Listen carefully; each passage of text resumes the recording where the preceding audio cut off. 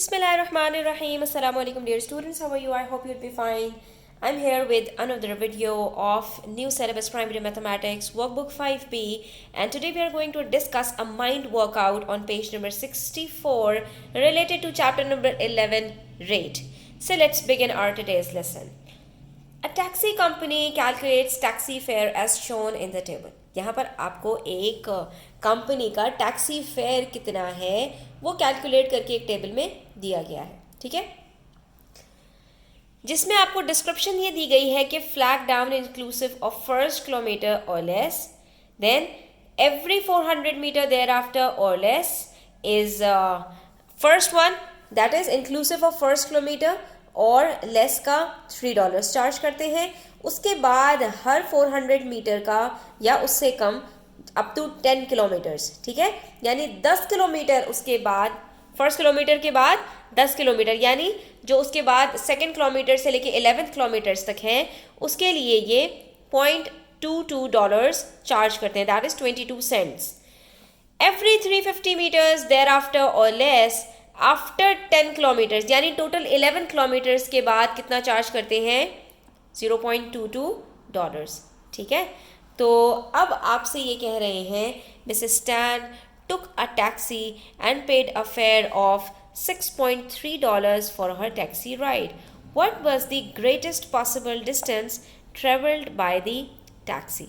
तो अब आप ये बता दीजिए कि इस टैक्सी में उन्होंने कितना ट्रैवल किया होगा, ठीक है। नंबर ऑफ किलोमीटर्स आपको कैलकुलेट करने हैं क्योंकि टोटल कॉस्ट उन्होंने बता दी है।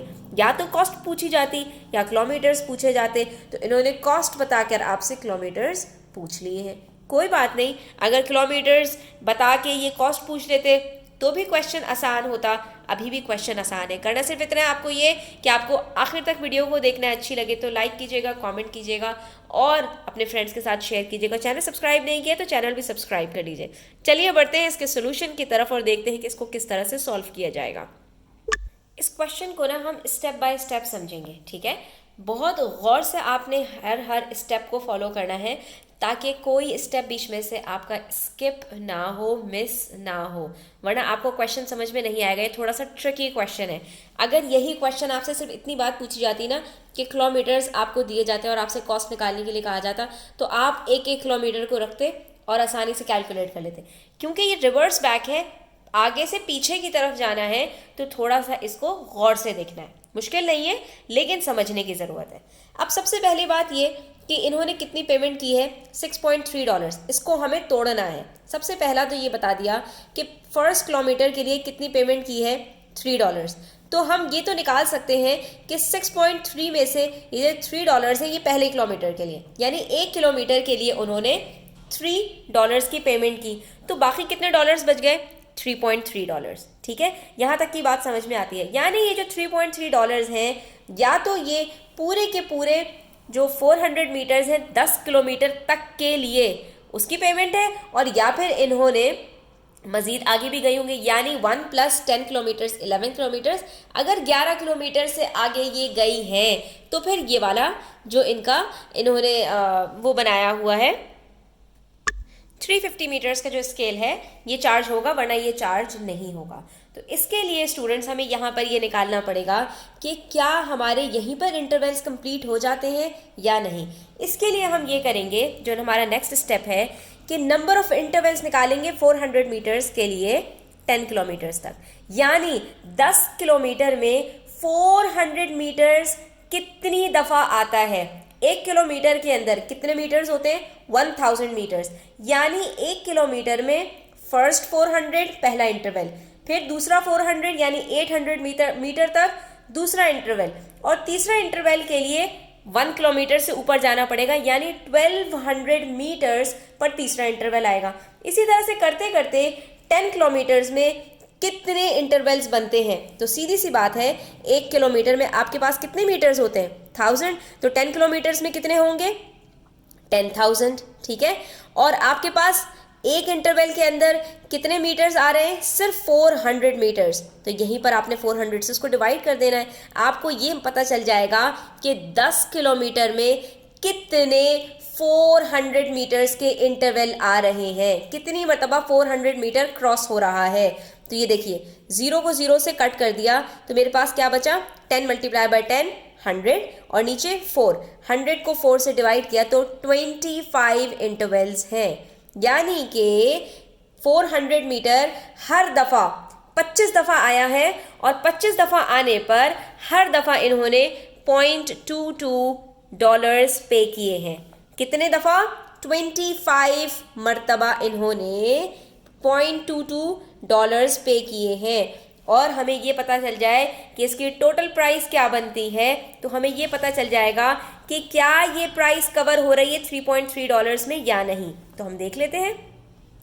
ये देखिए, यहाँ पर मैंने 25 को मल्टीप्लाई किया 0.22 से, तो मेरे पास जो आंसर आ रहा है वो $5.5, यानी अगर ये 1 किलोमीटर के बाद मज़ीद पूरे 10 किलोमीटर कंप्लीट करती तो इनको मज़ीद $3 के ऊपर $5.5 पे करने पड़ते। ठीक है, लेकिन इन्होंने कितने किए हैं $3 के ऊपर, सिर्फ $3.3, यानी कि स्टूडेंट्स उन्होंने 11 किलोमीटर से ऊपर ट्रेवल नहीं किया, तो हमारे पास जो स्लॉट दी हुई है 400 मीटर्स वाली वही पूरी नहीं होती। समझ में आ गई बात इतनी। सबसे पहली बात क्या, हमने ये निकाल के देख लिया कि कितने इंटरवल्स बन रहे 400 मीटर्स के, तो हमें पता चल गया 25, और उस 25 के अंदर जब हमने उसकी टोटल कॉस्ट निकाली कि अगर हर इंटरवल के ऊपर 0.22 इनको डॉलर्स पे करने पड़े हैं तो 25 इंटरवल्स के कितने बनते हैं, तो वो हमें यहाँ पर 5.5 पता चल गए। ठीक है, तो अब हम ये कर लेते हैं स्टूडेंट्स कि हमें जब ये बात पता चल गई तो हम लिख देते हैं यहाँ पर कि because $5.5 is greater than $3.3, it means Mrs. Tan has traveled less than 11 kilometers. ठीक है, इतनी बात हमारी यहाँ पर प्रूफ हो जाती है। तो बस हमें करना क्या है, अब बाकी जितने हमारे $3.3 कितने किलोमीटर्स के लिए बन रहे हैं उसको कैलकुलेट करना है। तो उसको कैलकुलेट करना कोई मुश्किल बात नहीं है। आपने क्या करना है, नंबर ऑफ इंटरवल्स निकालने हैं taken by her after first kilometre. पहले किलोमीटर के बाद कितने इंटरवल्स आए 400 मीटर्स के, वो हमें निकालने हैं। तो ये हम आसानी से निकाल सकते हैं। टोटल डॉलर्स कितने पे किए हैं, $3.3, और हर इंटरवल के ऊपर कितने डॉलर्स चार्ज हो रहे थे, $0.22। तो जब हम $3.3 को $0.22 से डिवाइड करते हैं तो हमें पता चल गया कि सिर्फ 15 इंटरवल्स उन्होंने मजीद लिए हैं। आइए मैं आपको ये भी डिवाइड करना सिखा देती हूँ। यहाँ पर ये ना हो कि आपको डेसिमल्स को डिवाइड करना ना आता है, तो आप देख लीजिए 3.3 को हम कैसे डिवाइड कर सकते हैं 0.22 से। आपने सिर्फ ये करना है कि डेसिमल को रिमूव करना है डिनोमिनेटर और न्यूमरेटर दोनों से। न्यूमरेटर में सिर्फ डेसिमल के बाद एक वैल्यू है, डिनोमिनेटर में 2 वैल्यूज़ हैं, तो दोनों वैल्यूज़ के आगे हम ले गए डेसिमल को, ऊपर भी दोनों ही हम 2 वैल्यूज़ तक आगे लेके जाना पड़ेगा। एक वैल्यू कम है तो यहाँ पर 0 लगा देंगे, हमारे पास बन जाएगा 330/22। अब यहाँ पर 22 को हम 330 को डिवाइड कर लेते हैं 22 से, तो यहाँ पर हमारे पास आंसर आ जाएगा 15।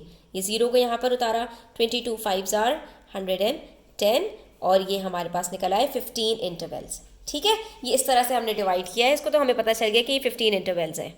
और जब ये बात पता चल गई कि 400 मीटर्स कितनी दफ़ा आए हैं, 15 दफ़ा आए हैं, तो हमने क्या करना है, 15 को 4 से मल्टीप्लाई कर देंगे 400 से।